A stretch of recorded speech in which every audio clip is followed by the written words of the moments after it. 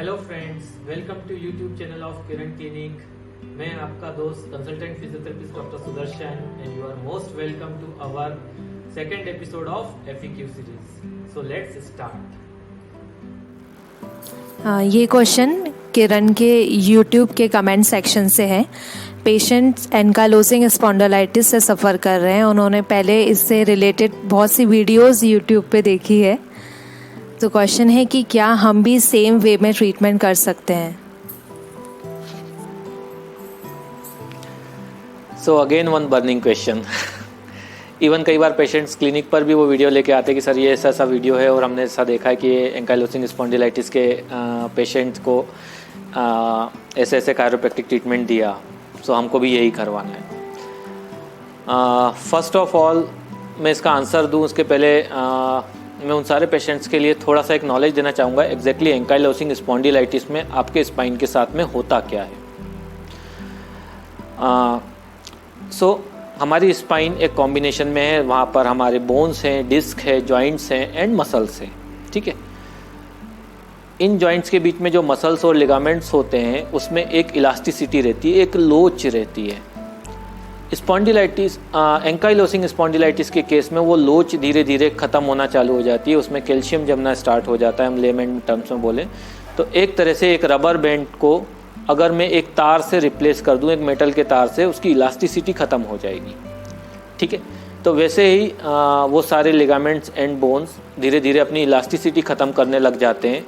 इसीलिए एंकाइलोसिंग के पेशेंट्स धीरे धीरे एक डायरेक्शन में आगे की तरफ झुकने लग जाते हैं, उनका कूबड़ बहुत बाहर निकल आता है, उनके गर्दन के मूवमेंट्स कम हो जाते हैं, उनके कमर के मूवमेंट्स कम हो जाते हैं, घूमना चलना फिरना थोड़ा सा डिफ़िकल्ट होता चला जाता है।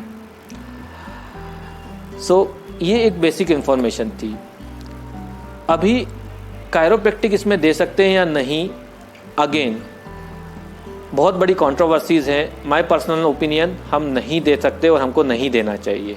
ठीक है, देयर आर फ्यू रिसर्चेस जो कहती है कि बिल्कुल इनिशियल लेवल पे कायरोप्रैक्टिक दिया जा सकता है, बट फ्रैंकली मैं इन सब के खिलाफ हूँ। एंकाइलोसिंग स्पॉन्डिलाइटिस में कायरोप्रैक्टिक ट्रीटमेंट देना डेफिनेटली हैज़ार्डस हो सकता है, कुछ चीज़ें नुकसान कर सकती हैं। एंड मैं उन सब लोगों को एक और मैसेज देना चाहूँगा कि आप लोगों ने वो सारे वीडियोस देखे होंगे जिसमें वो एक एंकाइलोसिंग स्पॉन्डिलाइटिस के केस के साथ में मैनिपुलेशंस कर रहे हैं, कायरोप्रैक्टिक ट्रीटमेंट दे रहे हैं, बट क्या आपने कभी उनके रिजल्ट्स देखे हैं? ऐसे कोई वीडियोस आपने देखे हैं जो क्लेम करें कि हाँ ये पेशेंट से झुक के आया था और उसको सीधा कर दिया?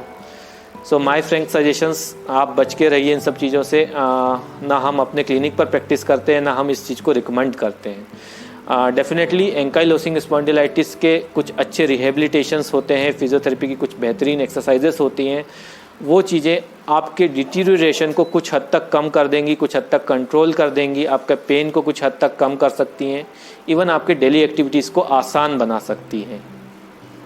So that is the best treatment available and that is proven in research. So please be aware of that treatments. Okay, ये क्वेश्चन हमें हर प्लेटफॉर्म पे पूछा गया है कि क्या कायरोप्रैक्टिक ट्रीटमेंट एक दिन का ट्रीटमेंट सेशन होता है। So again one most common questions, एक दिन में ट्रीटमेंट हो जाएगा क्या? अगेन दो तरीके से आंसर देना चाहूँगा। ट्रीटमेंट का ड्यूरेशन कितना होगा, पहले चीज़ डिपेंड करता है उस ट्रीटमेंट का एम क्या है, आप किस एम के साथ में वो ट्रीटमेंट लेने आए। एंड सेकेंड, डेफिनेटली ये डिपेंड करेगा आपके डॉक्टर्स के ऊपर, वो डिसाइड कर पाते हैं कि वो ट्रीटमेंट कितने दिन का होना चाहिए। अभी regarding chiropractic treatment, is it a one day treatment और a day long treatment? Again first thing, आप किस एम के साथ में आए हैं। वन एग्जाम्पल, एक हेल्दी बॉडी है, person is perfectly healthy, is doing all his activities and he is want to chiropractic treatment for his better, that is जो उसने डे टू डे में छोटे मोटे इम्बेलेंसेस एक्यूमुलेट किए हैं उसको वो हील अप कर जाए। कुछ एथलीट्स हैं जो वो एक्स्ट्रा ऑर्डिनरी परफॉर्म कर रहे हैं but they want to be in aligned और इन बैलेंस्ड, सो उन लोगों के लिए एक बॉडी अलाइनमेंट का सेशन होता है जो एक दिन में हो जाता है। हम डेफिनेटली उसको एक छोटे से एग्जांपल से समझ सकते हैं, जैसे हम कार के पहियों को अलाइन करते हैं एंड उनकी लाइफ बढ़ जाती है, उनके वियर एंड टीयर्स कम होते हैं। वैसे ही अगर हम एक होल बॉडी के जॉइंट्स को एक न्यूट्रल पोजीशन में लेके आते हैं तो डेफिनेटली हमारी सारी मसल्स एक वेल इफेक्टिव फॉर्म में बिहेव करने लग जाती हैं, बॉडी की इफ़िशियंसी चेंज हो जाती है. So that will enhance life of joint as well as that will reduce energy consumption. तो एक तरह से मैं कह सकता हूँ कि आपकी गाड़ी का एवरेज बढ़ जाता है. अगेन बट एक बॉडी है, एक पेशेंट है जिसके साथ में बहुत सारे मस्कुलर इम्बेलेंसेस हैं and with some sort of pain and other things also is there and उसके साथ में क्या ये सेम ट्रीटमेंट काम करेगा? डेफिनेटली नहीं करेगा.